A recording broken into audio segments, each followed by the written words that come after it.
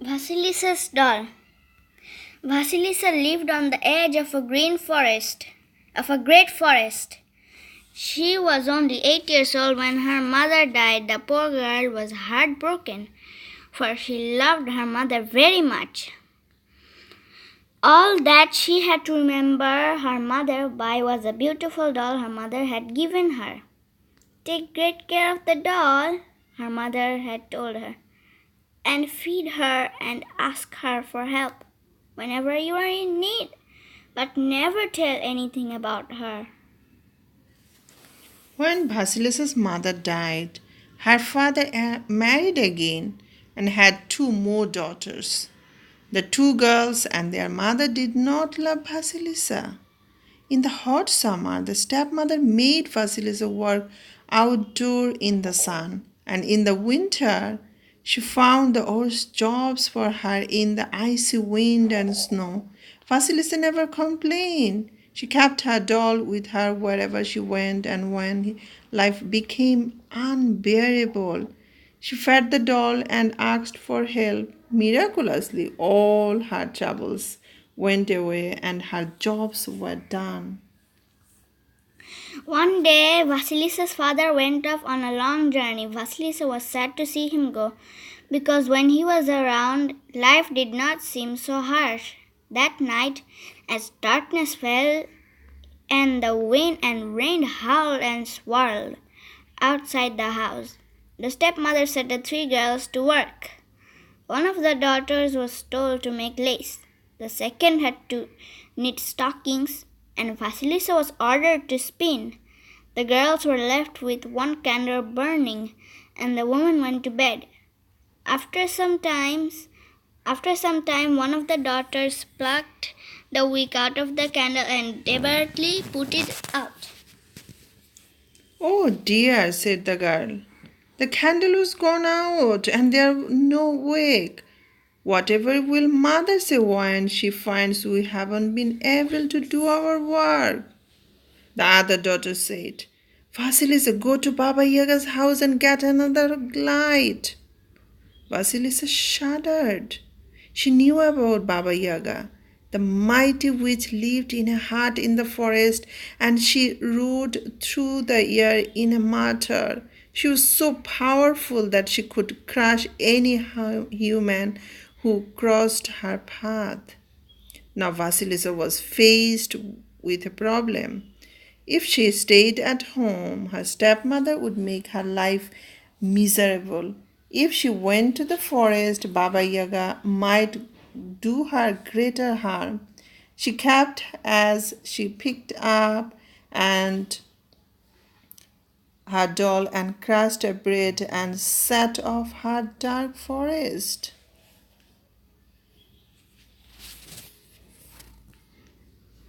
When they neared the forest, Vasilissa fed her doll with some bread. Little doll, she sobbed, please help me now. Nobody has ever returned from Baba Yaga's house. I am afraid. I really need your help. The doll chewed on the bread and her eyes glistened like bright stars. Have no fear, Vasilissa, said the doll. No harm will come to you. But remember, do not tell a soul about me. The forest was very dark that night because of the clouds and the rain. The wind howled through the trees, and the swaying branches creaked and groaned as if they were in pain. Vasilissa drew her cloak tightly around herself and marched on, clutching the little doll close to her chest.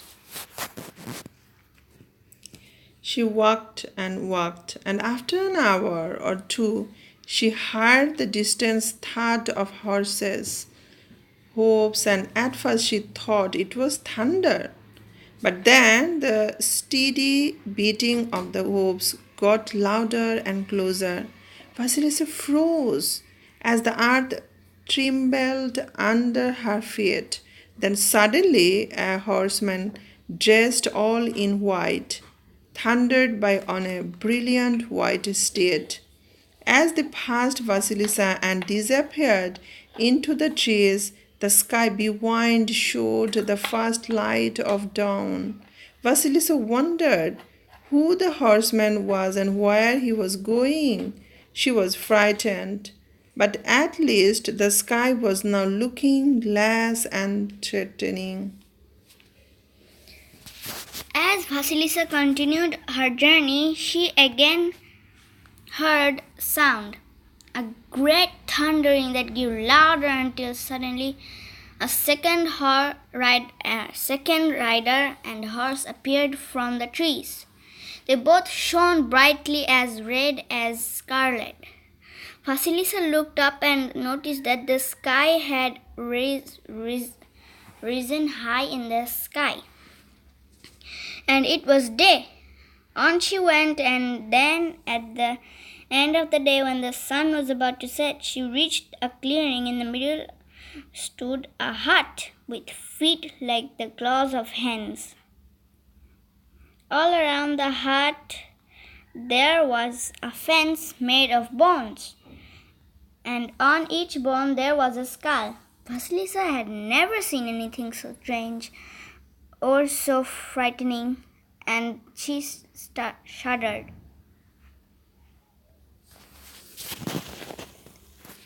Again there was a noise, and a third horseman galloped out of the trees.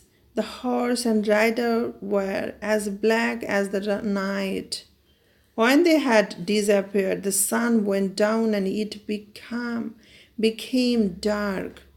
Only the bones gleamed white, and the empty eye sockets of the skulls lit up like lanterns. Vasilissa watched in horror.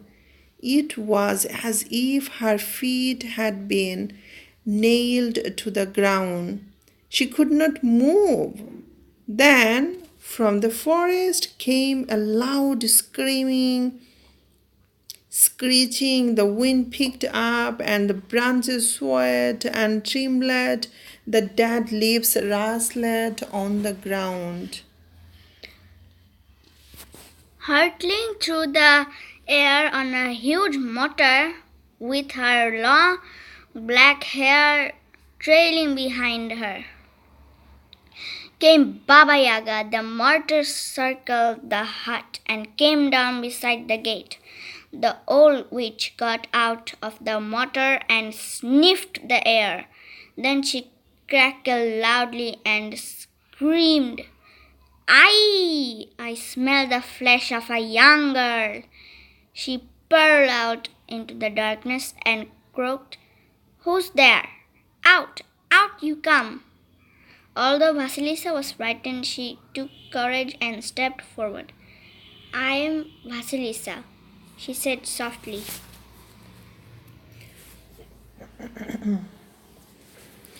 My stepsister sent me for a light. Oh, so it is you, said the witch. Catching sight of Vasilissa, I know those girls and their mother too. Well, you get no light unless you work for it. Then abruptly she turned to the gates and strict and open gates, and Baba Yaga will enter. The gates swung open, and Baba Yaga passed through them and entered the house. Vasilissa followed very slowly. Now, said the witch when Vasilissa entered the house, bring a light from the skulls outside and serve my supper. It's in the oven and the soup is in the cauldron. Vasilissa brought in a light, served the soup, and is this then or them? And what? And them? Then Wailed them, and then watched in amazement as Baba Yaga gobbled up more food than 10 men could have eaten. A whole goose, a couple of chickens, roast meats of various kinds, and whole loaves of bread. She swallowed these down with large pails of a foul, smelling liquid at the end of her meal. She threw Vasilissa across the bed. That's your suffer, girl, she shouted. But you must earn it while I'm off tomorrow. You must clear out the yard, sweep the hut, wash the linen, and cook the dinner. Then there's another little job. You see that sack? It's full of black beans, wheat, and poppy seeds. Sort them into their separate lots, and if a single one is out of place, into the cauldron you shall go, and I'll have you for breakfast. With that, Baba Yaga stomped off to bed. Vasilissa took the doll from her pocket and gave the piece of bread.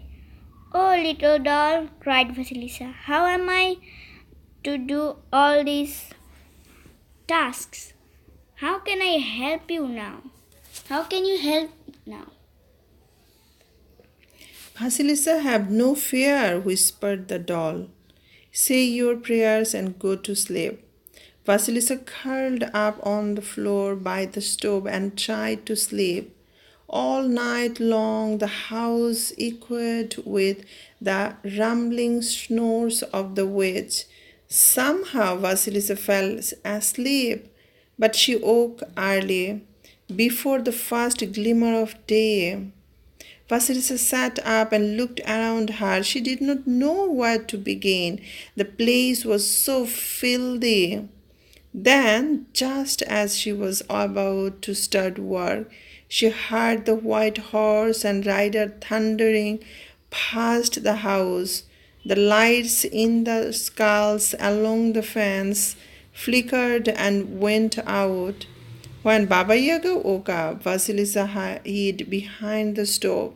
Baba Yaga soon left the house, and Vasilissa watched from the window as she got the mortar and soared up into the sky. Just then the red horse and rider came thundered by, and the sun shone brightly in the sky. Vasilissa longed to be out in the fresh open air, but she had much to do. She turned to start her work and was surprised to find that it was all done. The room was sparkling, the yard was cleared, the linen was washed, and grains were neatly separated into bins.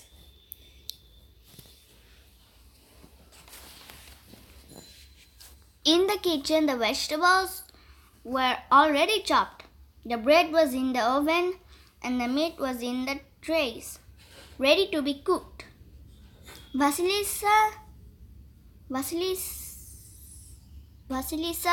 smiled at the little doll and then went out to the edge of the forest to pick some flowers and sit in the sunshine. What a pleasant day she had! But the day did not last long. The light faded, and soon the black horse and rider sped past. Darkness fell, the skulls lit up with a hiss. Down swept the mortar, carrying Baba Yaga. The witch stormed into the house. As she looked around and saw how clean everything was, she became less fearsome. You have worked well, girl, said Baba Yaga. But why are you so quiet? Vasilissa felt she had better say something before the old witch got angry. So she said politely, May I ask a question, Granny? Ask, said Baba Yaga. But remember, not every question leads to good. The more you know, the older you grow. Who is the white rider? Asked Vasilissa timidly. He is my bright morning. He brings the earliest light. Who is the red rider? He is my fairy sun. He brings the day. Who is the black horseman? He is my dark night, my faithful servants all. Now I have a question for you. How did you do all the work so quickly? My stuttered Vasilissa. She was just about to tell Baba Yaga about her doll when she suddenly remembered her mother's words.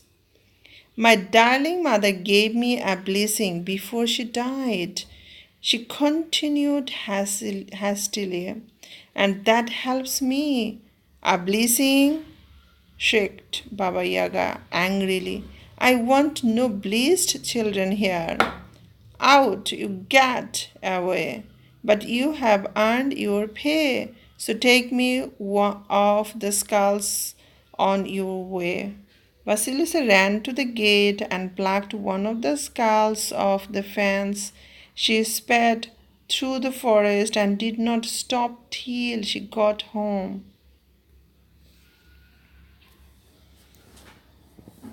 How happy she was to get home, but as she walked through the door, she was, she was greeted with a scream, not a smile. Why have you taken so long? Shouted her stepmother. We have been in the dark for 3 days. Vasilissa's stepsister snatched the skull from her hands, and they and their mother stared into the eyes of the lighted skull. As they stared, they crumbled slowly to the floor. In just a few moments, there was nothing left of them but 3 piles of white ash. The light in the skull sputtered and died. Vasilisa stared in amazement, but she was home now. At least she did not have Baba Yaga to worry about. Later that night, her father returned. The tearful told him, and tearfully she told him all that happened to her. In the morning, Vasilisa and her father buried the skull and the ash in the garden, and in time a bush sprang up out of the black earth, a rose bush with red, white roses. Vasilisa lived happily ever after that, and often plucked a rose or two and placed them in the hair of her little doll. Thank you for watching. Thank you for watching and bye.